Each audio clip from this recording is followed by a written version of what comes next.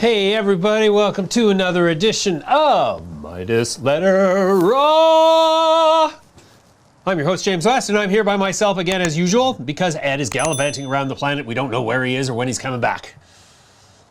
He's a lucky man. He's a lucky man, I tell you. Anyways, lots of things to cover this show. We're going to talk to Gary Yeoman at length from Voxtur Analytics. Voxtur Analytics being a company in which I've made an investment, a company who is compensating us for financial exposure, but a company that I approached before they approached me, and so it was me choosing them, not them choosing me, and mind you, it was a mutual choice, so at this point we're still happily married, which is, what can I say, it's a good thing. So Gary is here to talk about their acquisition of Real Wealth Technologies, which if you rush to Google and make the same mistake I did, you're going to end up at realwealth.com, and there is absolutely nothing to do with realwealth.com among Real Wealth Technologies and Voxtur. So I'll let Gary do all of that talking, but that's coming up. That's my first and that's my only guest. So today is essentially a day of windbagginess, lots of monologuing, lots of talking, lots of trying to keep your attention by saying some interesting bloody shit. And I plan not to disappoint in that mode. I am going to be talking about Bitcoin, China's decision to ban it, and Jerome Powell's statement that he has no plans to ban it. Hint, hint, his term is up. Coming up quickly. Doesn't matter what he plans or plans not to do as it pertains to Bitcoin because he won't be around. He's not like Edward Greenspan, who was like the perennial, annual, quadrennial, perpetual federal bank governor before he had to hand the reins to Ben Bernanke. And in that topic, while I'm on that topic, you recall, this is the point of this statement is to basically convey the idea of why you shouldn't really be too concerned about what any federal bank governor says or plans to do. First off, Ben Bernanke back in 2014 said, oh no, we're not going to taper, there's no tapering coming, and then boom, it tapered. And then it was like, no, we're not going to start printing money again, and then boom, he starts printing money again. And now we've got, I think the last names are Rosengren and another Fed president from among the Dirty 13 who are retiring because there's been some question about their conflict of interest, making policy decisions based on companies, or rather things that would affect companies in which they have investments, which was not disclosed. So the whole point of the matter is that despite the grandiose names and offices, the federal bank governors are no more or less bigger scumbags than any other market operator. And so who cares what they say? Anyways, looking at this chart here, the price of Bitcoin, which had been in a downward trend, is now sort of, let's move that little arrow. It's going up. Up thanks to Jerome Powell saying he has no plans to ban Bitcoin after China banned Bitcoin. So the second largest economy in the world has banned Bitcoin, and the first largest economy, temporarily, I might add, has said that they have no plans to ban Bitcoin. Actually, the seasonal, temporary, ingoing, outgoing, ever-changing chairman of the Fed Board of Governors said that he has no plans to ban Bitcoin. See, this is the interesting thing. This is where pattern recognition comes into play as a veteran of pattern recognition, arguably.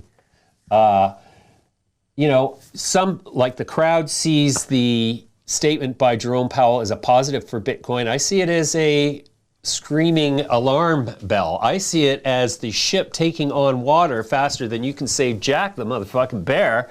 And like, while you're all rushing up to get on the dance floor with the crypto, you should be paying more attention to what's happening. Crypto is becoming less and less viable as time goes on. And I'm not just talking any crypto, I'm talking all crypto. There was a statement from, where was it? On the Wall Street Journal. Let's see if we can pull that up here quickly. Okay, here it is. Biden administration seeks to regulate stablecoin issuers as banks. This, again, while some interpret it as a positive for crypto, I see it as a screaming warning to all of the features of crypto that are supposed to make it attractive. If it is to survive, it will be no different than the central bank digital currencies coming soon to a bank near you. And sure, when the penny drops, to use a colloquialism, a pun, to be deprecated to the central bank currencies. What are you going to do?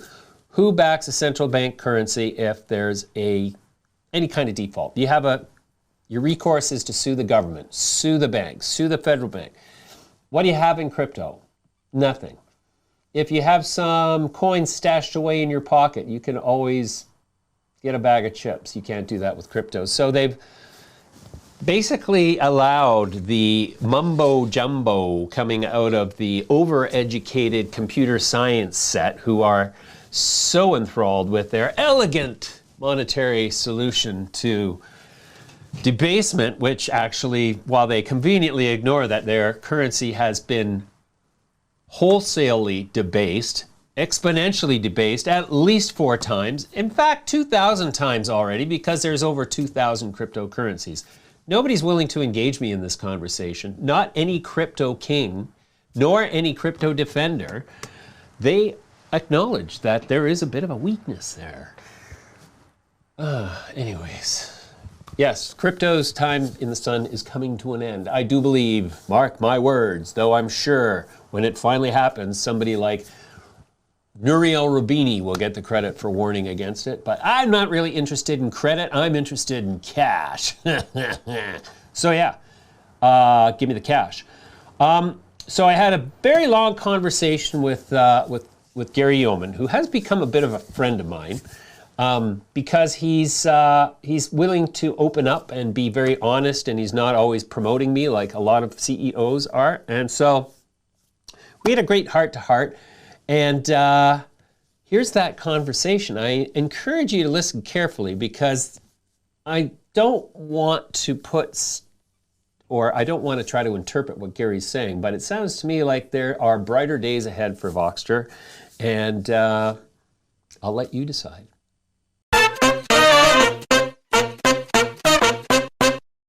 Next up, Gary Yeoman, Executive Chairman of Voxtur Analytics, joins me. Symbol is VXTR on the TSX Venture, or VXTRF in the United States. Gary, welcome back. And thanks for having me, James. You bet. Always a pleasure. Gary, I want to talk about the recent announcement that Voxtur is going to acquire Real Wealth Technologies. How does that fit in with the Voxtur overall strategy? So to be clear at the outset, we already have owned 50% of that entity. But the way that we had to structure it, it was just, the press release was issued that way. But we've been heavily involved in this, and I have talked about it on previous shows before. But effectively, what we've done with acquiring this asset is provide us with another vehicle to be able to repurpose all of the applications and the data that currently reside within the company. And so it's a pretty exciting venture for us, because we believe it will be one of the pure only, asset management tools out there that is, will be offered on a private blockchain And so, the protection of the data and the reliability and security of the data, will be in place. But let me give you an example of how it works.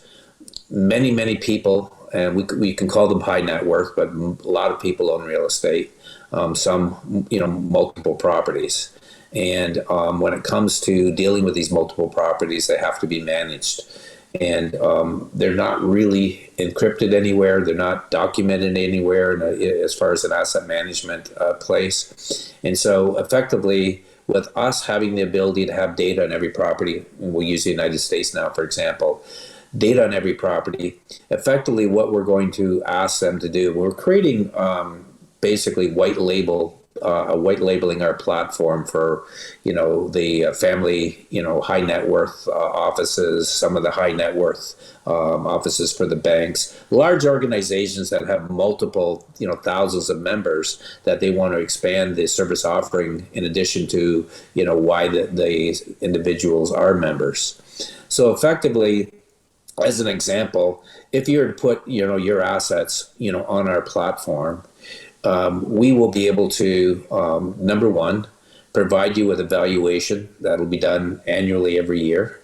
We'll be able to provide you that if you wanted to source any action on that, whether buying or selling it, we'll be able to identify the best agent and the best broker in the area. We already have that AI capability within our company, and we provide that lead generation and business retention to the large lending institutions, as well as real estate brokers and agents. So we have that capability.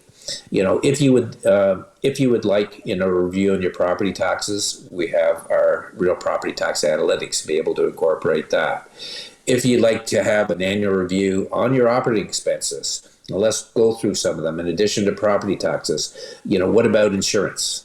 What about, landscaping, gardening, snow removal, pools, pest control?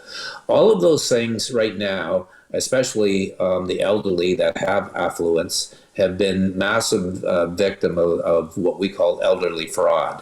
And so to be able to have a fully encrypted, platform that allows us the ability to give the recipients a value, that allow them to be able to manage that portfolio effectively, with integrity and without, fear of, being taken advantage of. Having that opportunity is amazing.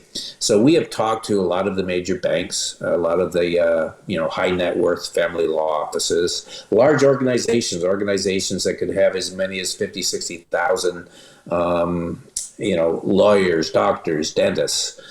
We've talked to benefits, large organization benefits. They all want this asset management platform that will show as their platform because it will be white labeled. But to be able to, effectively manage these assets, and it doesn't have to necessarily be real estate. It could be your boat. It could be your car that you incorporate, in this platform.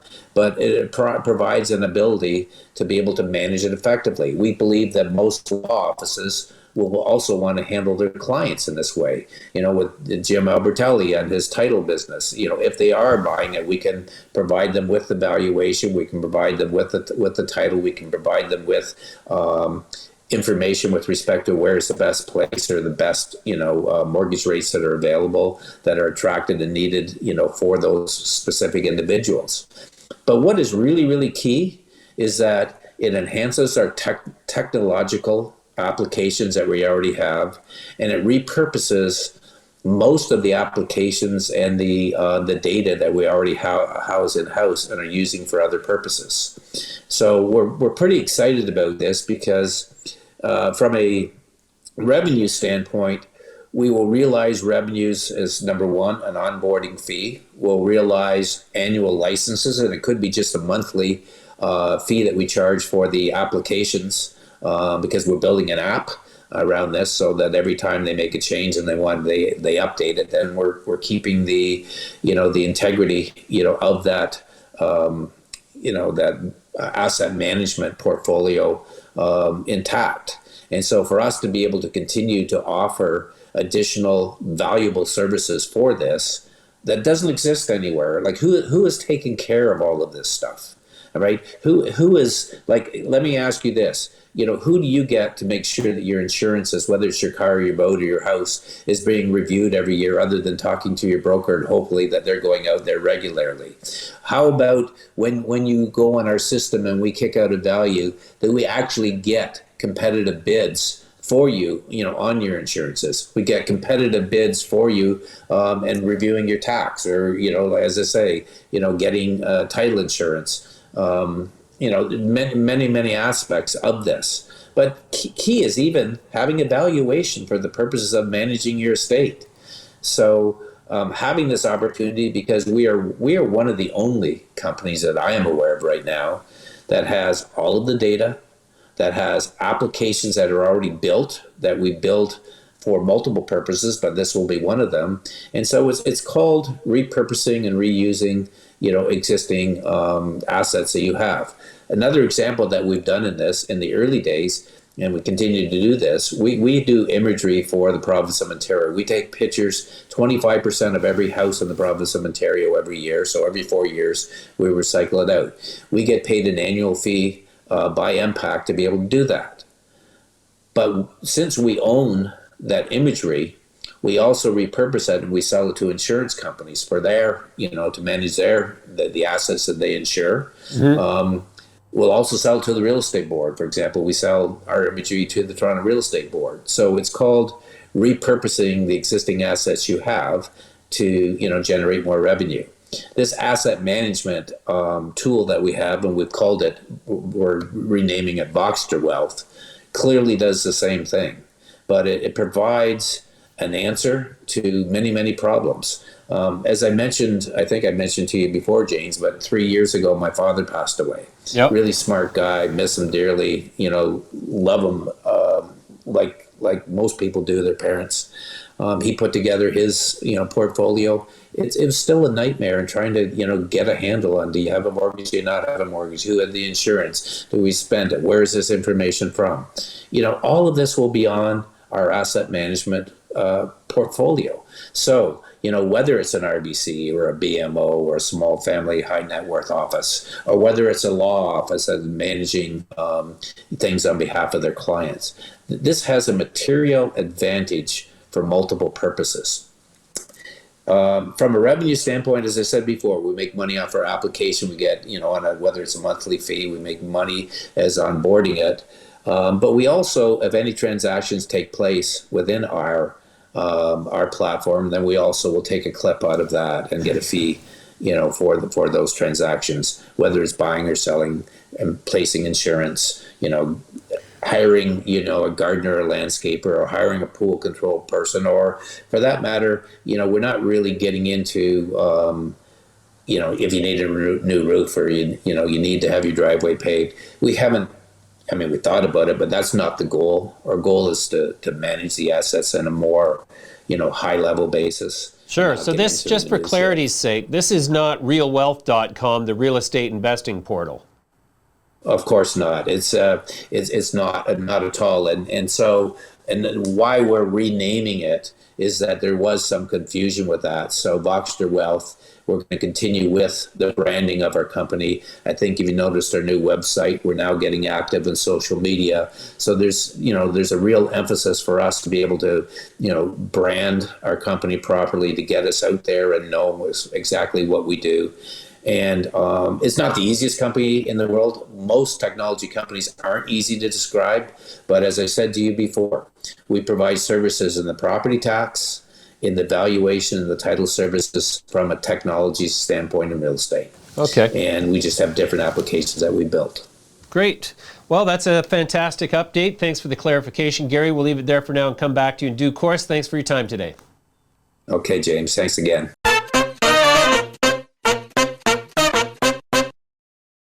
So Voxtur has demonstrated quite a change in financial condition from before the green arrow back here. So I put the green arrow there so that you could see where I first got involved with Voxtur. I've written it up, didn't sell a single share there, wrote it back down, wrote it back up, wrote it back down, wrote it back up, wrote it back down, and endured this huge period of uncertainty, consolidation, distribution, whatever, which took us to essentially, let's say, June of this year, before the penny started to drop and the financials are starting to demonstrate. And there's a lot of short selling and sort of algorithmic trading going on in the stock. Had a couple chats with some different people in the prime brokerage business who lament the fact that currently there's a program in existence where platforms like the stock market actual operators are offering incentives for order flow. In other words, if you're a prime broker or a bank and you place an order, you have your choice of platforms where to place the order. So each of these platforms is now offering an incentive. In most cases, it's like half a penny, but it encourages the banks with huge algorithmic trading floors to actually just churn the stock back and forth algorithmically, because every time they place an order to buy, they get a slight commission. Every time they place an order to sell, they get a half penny commission. But if you can do that 250 million times a day, there's a pretty penny in there for you. Not a half a penny, a pretty penny. So this is what's plaguing markets right now. You see companies trading like mad, and the liquidity actually also serves the interests of short sellers. Because when the bulk of the trading is indifferent as to a profit, when the majority of the trades placed are merely placed to capture a half penny incentive off the market, then any trend is amplified in appearance. If you see 50,000 shares to the short side, it's like, well, that's one guy's opinion. But if you see continuous trading to the short side by algorithms that generate tens of hundreds of thousands of millions of shares of trading in any given issuer, then the impression conveyed, the sentiment conveyed by the market is that is some large player's conviction because of all the liquidity that's playing in the. So anyways, the point is, it's very hard to tell what the real market value of stocks is these days, because large computing platforms have the ability to manipulate market perception. And if you're too small, you get arrested. If you're too big, you get rewarded. So my point is that Voxtur is undervalued, trading at 2 to 3 times earnings currently. Any other software as a service company trades at, call it 7, 8 minimum times earnings. In some cases, over 20 times earnings. That would make Voxtur at 20 times earnings a $14 stock. But that's not my opinion. I'm not saying that's where the stock's going, but I'm just saying that's why this stock is so frustrating, is because it's got so much liquidity and so much attention and such a lack of conviction on the part of those who are really investors, because there are no real investors. Anyways, I've gone on long enough about that. We wanted to talk a bit about commodities today, and so I wanted to start with copper. So this sort of choppiness in here, as you know, it's interesting to me that while Congress, while the Democrats are trying to push through $1.5 trillion in fiscal stimulus, which directly correlates into buying of copper, the copper price falls. So again, I mean, we live in the time where this line generated on a daily basis by data supposedly representative of the buying and selling of a commodity like copper, it is not. It is just an approximation of supply and demand of copper, and that is, it makes it impossible to be an investor of any sort of systematic approach. So yeah, it's down 418. Is it going to go back up? You bet it is. Is it going to go through $6 like my partner Ed here has been saying? Oh wait, he's not here. He'll be back, don't worry. Assuming he survives his peregrinations around the planet at the speed of sound. What could we mean by this? Anyways, so copper futures. So you're probably thinking, great, James, you've been so bullish on copper. And one could even accuse me of being overly bullish on my heretofore favorite copper stock, which has been Crown Mining, which is now US Copper. My formerly favorite copper stock has now become my most hated copper stock because look at this. The sellers. Who are the sellers? Well, let's see. Who did private placements at 5 cents in the last 2 years? I'm not going to name any names, but I can tell you that there's a pattern emerging here that any stock that they're involved with doesn't seem to get any support. In fact, becomes like we're making money at 10 cents. So we'll take it all. We'll ride off into the sunset. When people call us and say WTF, we'll ignore their calls and we'll go find fresh victims. So these guys have done this with this stock. And so for now, US Copper is back to a piece of crap copper stock, wallowing in the misery of the fortunes of change in the copper industry. So it didn't really ever correlate to the price of copper, did it? And when a stock that purports to deal in the commodity doesn't respond to fluctuations in the commodity price, that tells you that the stock is broken, the commodity price is not. So, wait, you ask, so does that mean you sold all your stock in US Copper? No, I didn't sell all my stock in US Copper. You know why I didn't sell all my stock in US Copper? Because let's go back out here. Like, I owned US Copper back here at a nickel, and I had bought it up here at 14 cents. And I sold some down here, and I bought it all up into this strength here. And then I sold some, and I bought some, and I sold some. Here's the thing about US Copper. The CEO of US Copper is Steve Dunn, and he's a good man, and he is genuinely trying to make this thing happen. And there's a handful of us who know Steve very well and have nothing but confidence in him and his ability to, keep a company moving forward while protecting the treasury.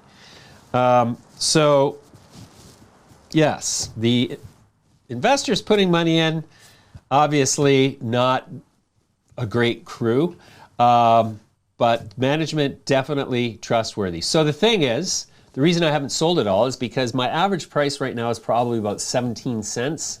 I had options at 12 cents that I let expire. I have other options at 10 cents that don't expire for till next year, I don't believe.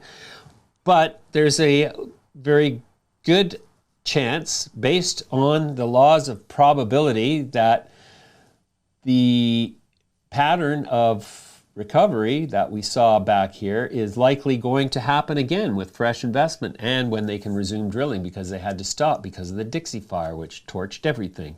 Mind you, at least now there's not much of an environmental argument to be made against putting a copper mine into production. So that is, I know, don't freak out at me. That is looking at the bright side. That is making a purse out of a pig's ear. I get it. I understand it. Don't give me a hard time. Don't text me. Don't email me and tell me I'm a piece of crap.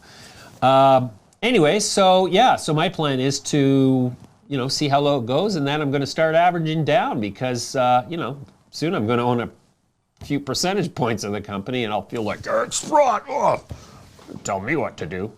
Okay, so what else we got here? GMG, company I've been selling. I sold 10,000 shares today at $1.98. Why? Because I need the money. Building a house, everything else is going slow. So yeah, I'm much like Steve Dunn at US Copper, closely monitoring my outflow.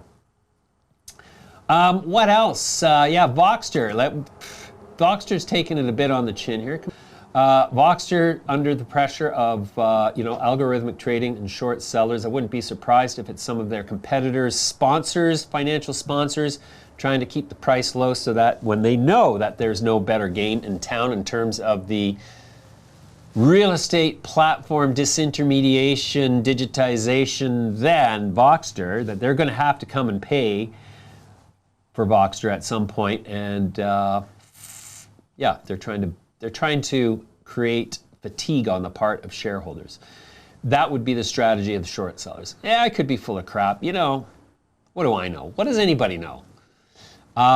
But anyways, that's what I think is going on. I do expect Voxtur to start reporting improved earnings. I saw an article where the CEO, Jim Albertelli, stated unequivocally that next year they'll be at $200 million a year in revenue. If they maintain their margin of 50 some odd percent, that implies quite a bit of profit. Should see a rise in share price to correspond if the market is going to respond to earnings. Don't ask me, does it ever? Does it not? Who knows? Anyways, here's another one I bought, GT Biopharma. I bought this thing at 15 bucks. I sold it at like 8 and change. Talk about a spectacular fall out of bed. What else have I been looking at? Grow Generation Corp. This is one that has obviously seen better days, as all of the cannabis companies have. And I'm watching this one plummet. I'm not buying it. Here's one, Ideonomics. So yeah, this company's been up as high as 550. These guys bought an electric tractor manufacturer called Solectrac. They have a whole bunch of different things going. And what can I say? It's not doing that well. It's selling off. But I've ordered one of these tractors. So I'm actually going to own one of these tractors. It's an electric tractor on my property. I'm going electric farming. I'll be the electric farmer out here in Haldeman County in due course. But that's supposedly coming in January. So that's why I'm watching this company, is because if they can get a sort of a critical mass, if they can get a critical mass of orders on electric tractors, then yeah, there's a solid case for Ideonomics. I haven't looked into the structure or anything. I will be doing that at some point. We have a new series coming up where we're going to go in-depth on structure of any company we talk to or look at, where we're going to look at where were all the shares purchased, how many purchasers were there, and what are the odds of a retail investor coming in and not getting slammed with some cheap stock in their face. Anyways, that's going to be a new segment that we do regularly. What else did I want to talk about today? What else is there to talk about today? I can't remember because I'm brain dead. Tonight I'm hosting a barbecue for a dear friend, and it's going to be Wagyu, and we're going to smoke it on the barbecue. I'm going to serve it with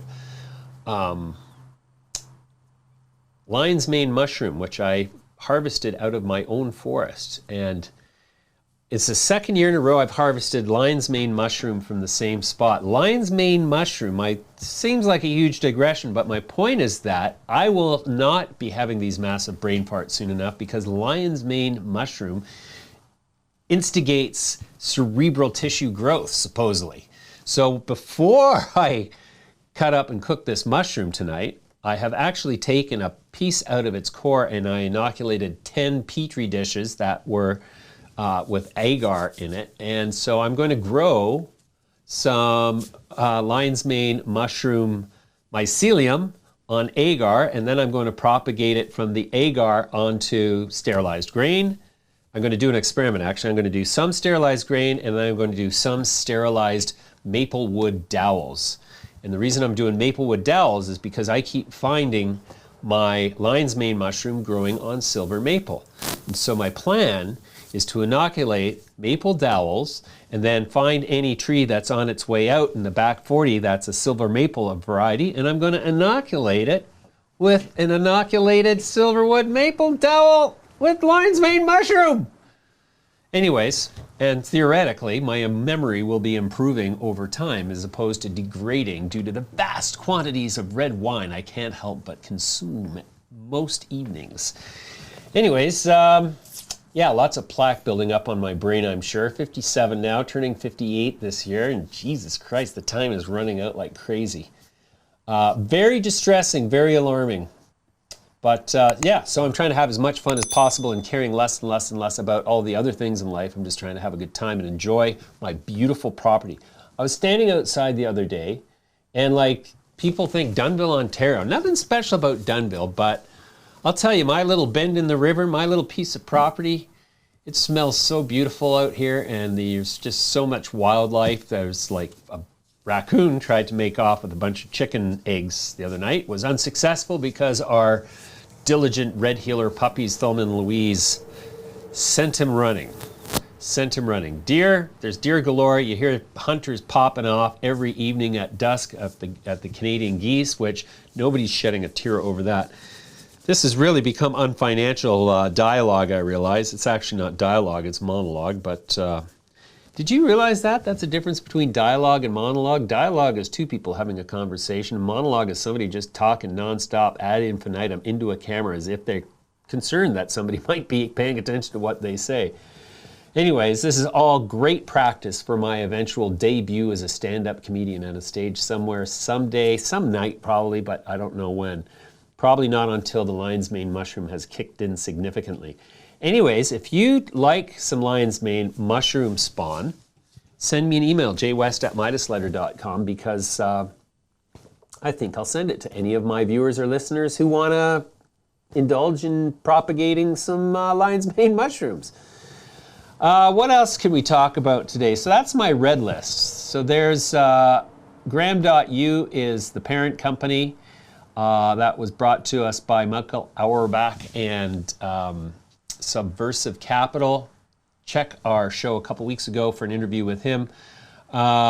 Really not much going on with that company. Voxtur 97 cents, US copper 11 cents. Oh, here's one that I haven't talked about in a while. Real Luck Group, LUCK is the symbol on the TSX Venture. I own, I don't know, 160,000 shares of this or something.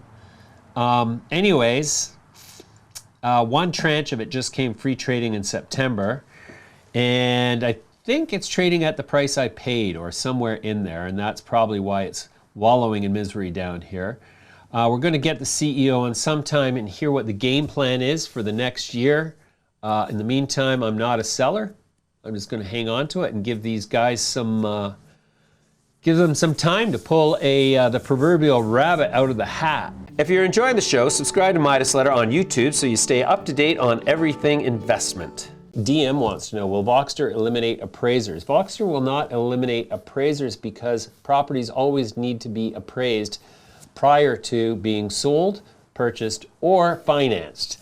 So appraisal is always part of that. They are eliminating AMCs, or appraisal management companies. Now, appraisal management companies are a middleman layer in the real estate ecosystem. There's an interesting article out where somebody from, I think it's the president of Ginnie Mae, questioned the usefulness of AMCs in the food chain. She said that there was a crazy number of them relative to any other economy. And so basically they're going to eliminate appraisal management companies. And this ultimately will speed up appraisals as well as put more money in the pockets of appraisers. So no, they won't eliminate appraisers because appraisal needs to happen.